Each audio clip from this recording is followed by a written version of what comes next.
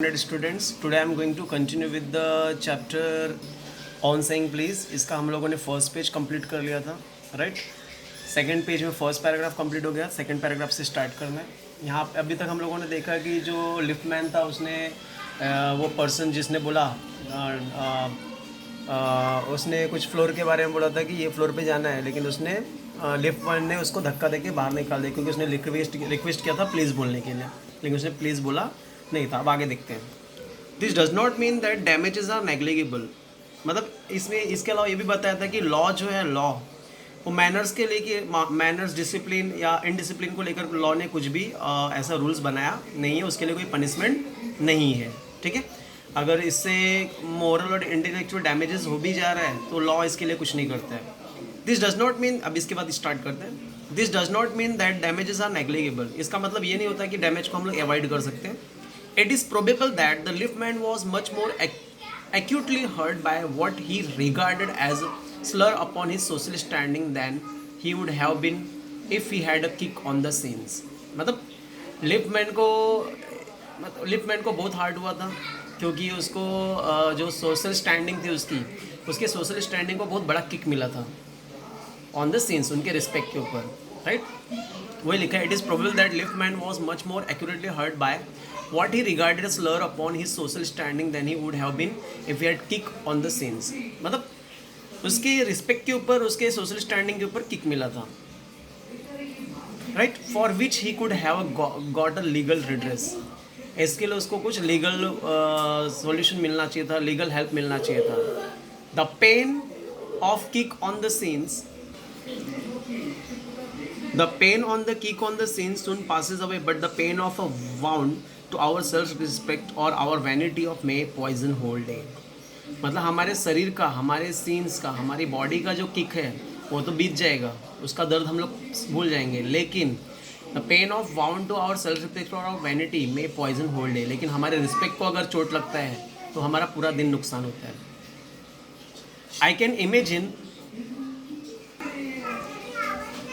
can imagine that liftman denied the relief of throwing. Again, I'm repeating. I can imagine the liftman denied the relief of throwing the author of his wound out of the lift. हम imagine कर सकते हैं कि liftman ने क्या किया था, relief feel किया था ऑथर को बाहर फेंक करके ना। I can imagine that liftman denied the relief of throwing the author of his wound out of lift. मतलब ऑथर को बाहर फेंक करके उसने रिलीफ फील किया रहेगा। Brooding over the insult by an hour, मतलब ब्रूडिंग मतलब क्या बोल सकते देखिए आप, थिंकिंग एनेक्चुअली और sadly about something. Brooding over the insult by the hour, वो उस इंसल्ट से पूरा बहुत टाइम तक वो इंसल्ट फील करता रहेगा, उसकी वजह से उसको बहुत प्रॉब्लम फील होता रहेगा, टेंशन आ गया रहेगा। Visiting his wife in the evening as on the only way of restoring his equilibrium, लेकिन जब वो घर पे जाएगा, वाइफ से मिलेगा, वाइफ से डिस्कशन करेगा तो ही उसको थोड़ा टेंशन कम हो जाएगा। For there are few things more catching that bad temper and bad manners. यहाँ पे जो इम्पोर्टेंट चीज़ है, जो ध्यान देने लायक है, वो bad temper and bad manners, right. तो इस दो लाइन में क्या लिखा है जहाँ से हम लोगों ने पढ़ा, and I can imagine that liftman denied the relief of throwing the author of his wound out of lift. मतलब हम देख सकते हैं कि लिफ्टमैन ने बहुत रिलीफ फील किया रहेगा उस आदमी को बाहर फेंक करके। ब्रूडिंग ओवर मतलब वो टेंशन में भी हो गया रहेगा, the insult by the hour, इस इंसल्ट की वजह से। And visiting his wife in the evening is only the way of restoring his equilibrium, शाम को उसके घर पे जाना ही उसके लिए अच्छा होगा। For there are few things more catching than bad temper and bad manners. यहाँ पे जो इंपॉर्टेंट चीज़ है ध्यान देने लायक, वो bad manners and bad temper है। When sir Anthony Absolute bullied captain,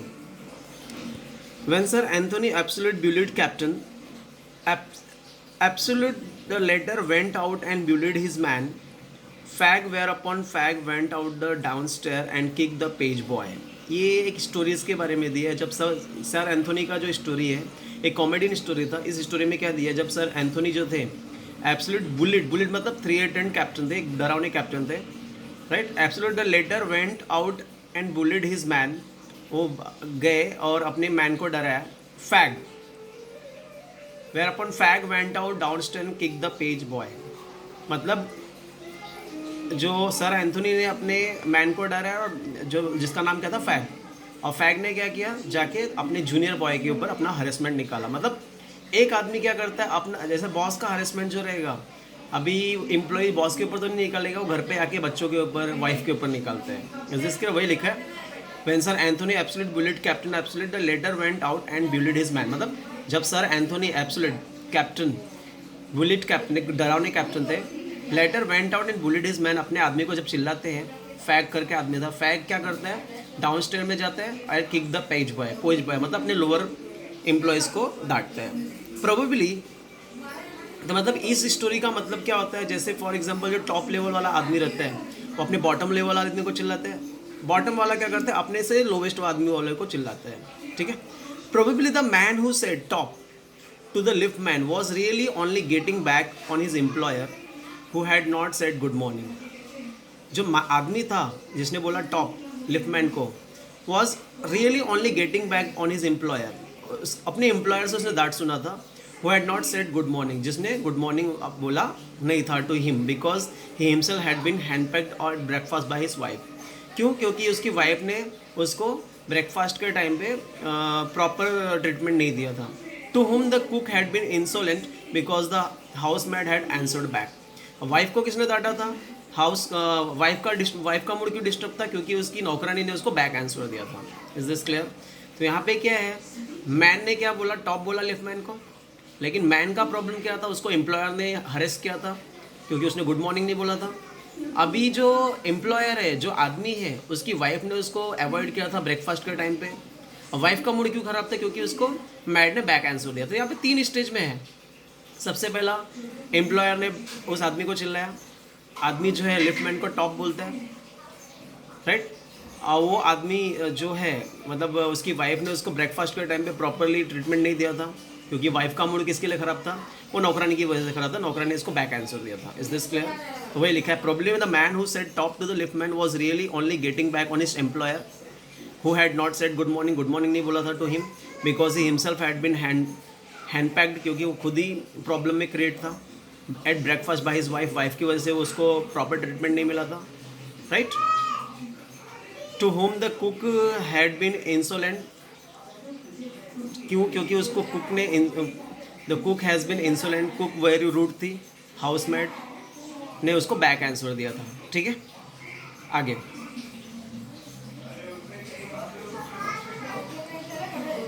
we infect the world with our ill humours. हम लोग क्या करते हैं, हम लोग पूरे दुनिया को परेशान करते हैं हमारे गलत सोच की वजह से। Bad manners probably do more the to poison the stream of the general life than all the crimes in the calendar.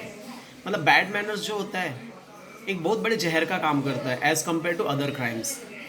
For one wife who gets a black eye from an otherwise good natured husband, जो एक wife ने क्या किया, black आई किया, avoid किया। Black आई मतलब यहाँ पे बोल सकते हैं हम लोग अवॉइड करना। From an otherwise good nature husband, good nature husband से अवॉइड किया। There are 100 who live a life of martyrdom, 100 who live the life of martyrdom. Martyrdom मतलब क्या होता है? For one wife who gets a black eye from otherwise good natured husband, there are 100 who live a life of martyrdom under the shadow of morose temper। मतलब क्या होता है, wife की ignorance की वजह से अच्छा हस्बैंड भी क्या करता है, एक बहुत बेकार लाइफ को झेलता है, अनहैप्पी लाइफ फील करता है। But all the same the law can not become the guardian of private manners. लेकिन लॉ जो है इस प्राइवेट मैनर्स में कुछ भी डिस्कशन, कुछ भी डिसाइड नहीं करता है। Is this clear? तो यहाँ पे क्या बताया, जो वाइफ जो है, जो ब्लैक आई मिलता है उसको और उसने हस्बैंड को भी इग्नोर करती है, उसकी वजह से उसका लाइफ क्या हो जाता है, मैट्रोडर्म हो जाता है, एकदम सैड हो जाता है, अनहैप्पी हो जाता है। But all the same the law can not become the guardian of a private manners. लेकिन लॉ यहाँ पे कुछ भी नहीं बोल सकता, वो प्राइवेट मैनर्स के लिए, प्राइवेट बिहेवियर के लिए कुछ नहीं बोलता। No decalogue could cover the vast area of offences and no court could administer law which govern our social civilities, right? But all this मतलब no decalogue could cover the vast area of offense, मतलब law का कोई भी sentence इस offence को cover नहीं करता। No court could administer to law which govern our social civilities, कोई भी ऐसा कोड नहीं है जो हमारी सोशल सिविलिटीज़ को गवर्न करे, आवर स्पीच, हमारी स्पीच को गवर्न करे, the tilt of our eyebrows and all our moods and manners. कोई भी लॉ हमारे मैनर्स के बारे में, हमारे मूड के बारे में, हमारे आईब्रोज के बारे में कोई भी रूल्स बनाता नहीं है। तो इन शॉर्ट भी हम लोग बोल सकते हैं कि हमने अगर कोई हमारी मिसबिहेवियर की वजह से किसी का लाइफ क्या हो जाता है, प्रॉब्लमेटिक हो जाता है। हम अपने बुरे सोच की वजह से पूरी हज़ारों लोगों की लाइफ में जहर घोल देते हैं। जैसे यहाँ पे वाइफ के बारे में बात है, वाइफ की ब्लैक आई की वजह से हस्बैंड का पूरा लाइफ जो है मेट्रोडम हो गया, मतलब ख़राब हो गया, अनहैप्पी हो गया। लेकिन इसके लिए लॉ ने कुछ भी रूल्स बनाया नहीं है। लॉ का कोई भी रूल्स जो है हमारी पर्सनल मैटर को कवर नहीं करता, हमारी स्पीच को कवर नहीं करता, हमारे मूड को कवर नहीं करता। But do we are bound to endorse the verdict against the lift man, लेकिन हम अगर सोचते हैं लिफ्ट मैन के जजमेंट के बारे में है, most people will have a certain sympathy with lift man. अगर हम लिफ्ट मैन के बारे में सोचेंगे तो बहुत सारे मनुष्यों को सिंपैथी होगी लिफ्ट मैन के साथ। While it is true that there is no law that compels us to say please. जरूर ऐसा है कि लॉ कुछ नहीं बना है, प्लीज़ करने के लिए कोई लॉ नहीं है। There is a special social practice much older and much more sacred than any law which enjoin us to civil. लेकिन यहाँ पे कुछ सोशल प्रैक्टिस होती है जो बहुत जुने टाइम से चली आ रही है, जो हमको ज्वाइन करके रखती है सोसाइटी के साथ। And first requirement of civility is that we should acknowledge service, please and thank you are the small change with which we pay our wage in social beings. लेकिन पहला रिक्वायरमेंट जो होता है सोसाइटी में रहने का, वो है प्लीज़ और थैंक यू, जिससे हम लोग क्या करते हैं, सोसाइटी से जुड़ सकते हैं, सोसाइटी के लोगों का मूड हैप्पी कर सकते हैं। They are the little courteous by which we keep the machine of life oiled and running smoothly। ये एक ऐसा कर्टियस्ट वर्ड है, थैंक यू और सॉरी, थैंक यू और प्लीज़, जो हमारी लाइफ की मशीन को हमेशा ऑयल रखता है और हमें हम आराम से चलने देता है। दे पुट आवर इंटरकोर्स मतलब कम्युनिकेशन, बातचीत। They put our intercourse upon the basis of friendly cooperation on easy give and take instead of on the basis of superior dictating और इन्फीरियर। ये जो प्लीज़ और थैंक यू है, हमारी जो communication को है वो फ्रेंडली कर देता है, ईजी गिव एंड टेक हो जाता है, और हमारा सुपीरियर और इन्फीरियर का जो फीलिंग्स होता है वो ख़त्म हो जाता है। It is very vulgar mind that would wish to command where. Vulgar means it is very regular mind that would wish to command where he can head to service for asking and have its willingness and good feeling instead of resentment। बोल सकते हैं कि यहाँ पे regular मतलब गलत समझ लो, ये बहुत मतलब बैड माइंड होगा, गलत माइंड होगा अगर हम विश करते हैं कि हमें कोई कमांड करे, हमें कोई सर्विस के लिए पूछे। And have it with willingness and good feeling, हम लोग विलिंगनेस रहना चाहिए, गुड फीलिंग्स रहना चाहिए। रिसेंटमेंट की जगह पे, एंगर की जगह पे हमारी फीलिंग्स अच्छी होनी चाहिए। मतलब ये पैराग्राफ में क्या दिया अपने को कि अगर हम लिफ्टमैन के बारे में सोचेंगे तो लिफ्टमैन के साथ हमको सिंपैथी होती है। जरूरी है कि गुड मैनर्स के लिए, प्लीज़ के लिए, थैंक यू के लिए कोई लॉ नहीं है, लेकिन ये एक ऐसा सोशल प्रैक्टिस है जो पहले से चली आ रही है, जिससे हम सोसाइटी से जुड़ सकते हैं। सिविलिसिटी एक का पहला रिक्वायरमेंट है प्लीज़ और थैंक यू बोलना। इस स्मॉल वर्ड से हम लोग सोसाइटी के साथ जुड़ सकते हैं। इस छोटे से वर्ड्स की वजह से हम अपनी लाइफ को ईजी कर सकते हैं, हम अपनी लाइफ को, जो लाइफ का जो मशीन है उसमें ऑयल्ड कर सकते हैं और रनिंग अच्छे से चल सकते हैं। इस स्मॉल वर्ड्स की वजह से हमारा जो कम्युनिकेशन है वो फ्रेंडली और कॉपरेशन हो जाता है, राइट। हम बड़े और छोटे के बारे में नहीं सोचते हैं। हम हमेशा ये नहीं सोचना चाहिए कि हमें कोई पूछेगा, हमें कोई इंपॉर्टेंस देगा। हम हमेशा गुड फीलिंग्स रखना चाहिए एंगर की जगह पे। Is this clear? Then I am giving the questions on the basis of that paragraph. Student, you have to learn this word meaning: slur, cause of blame; redress, remedy; vanity, pride; brooding over, spend time thinking, annexes or sadly; equilibrium, balance; bullied, threatened; insolent, very crude; hand-pecked, husband who always does what his wife tells him, ऐसा husband जो हमेशा अपनी wife का सुनता है; black eye, dark colored skin around somebody's eye; endorse official agreement to the decision; martyrdom, the death or suffering of martyr; morzo, unhappy; Decalogue, the 10 commandments; verdict, judgment; intercourse, communication; and resentment, anger। आपको ये सब याद करना पड़ेगा। कहाँ से बता रहा हूँ? redress से चालू है, slur से चालू है।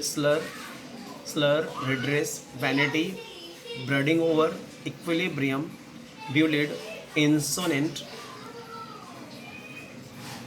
hand-packed, black eye, endorse, martyrdom, morse, decalogue, and verdict, and last में intercourse, resentment. Is this clear? यहाँ तक आपको वर्ड मीनिंग करने. After that you have to do, you have to write this answer. List the people and their behavior that made the passenger rude and ill mannered. ऐसे लोगों का list बनाओ, उनके behaviour का लिस्ट बनाओ जिससे passenger rude और इल mannered हो गया. House maid, answer back to cook very rude to the passenger's wife. Employers hand packed by his wife and breakfast. Employer did not say good morning. Liftman expected to say please. Passenger rude and ill. These were the answer. Housemaid ने answer किया, back cook ने क्या किया, वे rude किया passengers की wife के साथ. Wife, employers hand packed by his wife. Employer did not say good morning. Liftman expected to say please. Passenger rude and ill. Next is you have to do then understood this answers. You have to write the question number B. Along with that you have to explain the words with example. Humidity, modestly. She needs the humidity to accept that their way may be better. Self-esteem, self-respect. He got self-esteem, earning sufficient money. Gratitude, quality of being grateful. Student express their gratitude to the teachers. Courtesy, showing of politeness. Manager treated the players with courtesy and good manners. Generously, quality of being kind and generous. I was overwhelmed by the generosity of the friends and neighbors. And sympathy, the feeling of pity and sorrow for someone else's misfortune. Feeling of pity and sorrow for someone else, मतलब किसी के लिए दुख बताना. They had great sympathy for flood victims. Empathy, the ability to understand, समझने की help सक्षम होना. He had empathy with small children. Okay. In student you have to explain the following word with example also. Humility is given, self-esteem is given, gratitude दिया है, courtesy दिया है, right? एक बार repeat कर दे रहा हूँ. Humility का मतलब होता है modestly. She needs the humility to accept their way may be better. Self-esteem मतलब होता है self-respect होना. He got self-esteem, earning sufficient money. Gratitude मतलब होता है grateful होना. Students express their gratitude to the teacher. Courtesy मतलब अपना politeness दिखाना. Manager treated the players with courtesy. Generously मतलब quality of being kind, दयालु होना. I was overwhelmed by the generosity of friends. Sympathy मतलब feeling of pity, किसी के लिए बुरा मानना, किसी के दुख में दुखी होना. They had great sympathy for the flood victims. Empathy, ability to understand and share the feelings को समझना और शेयर करना. He had empathy with small children. These will be the means total. A, humility, self-esteem, gratitude, courtesy, generosity, sympathy, empathy. ये आपको G तक का points करना है. Then total homework is for today is means today you have to do the homework for. You have to write the word meaning: slur, redress, vanity, brooding over, equilibrium, bullied, insolent, hand-packed, black eye, indoors, martyrdom, morse, decalogue, verdict, intercourse and resentment. Along with that you have to write, explain the following words with example, जिसमें आप लोगों को G तक लिखना है. Then after you have to write list of the peoples and the behavior that made passengers rude and ill-mannered. ये आपको लिखना है G, 6 points total. Then after you have to write this, match the column again. Answer is already given. Okay. Match the column का question ये है और answer वे है. Okay. Then complete the work whatever I am giving in this video. If any doubt is there please ask. थोड़ा सा difficult है समझने के लिए, लेकिन वीडियोज़ को बार बार रिपीट करोगे समझ में आ जाएगा. If any doubt is there please ask. Thank you. Have a great day.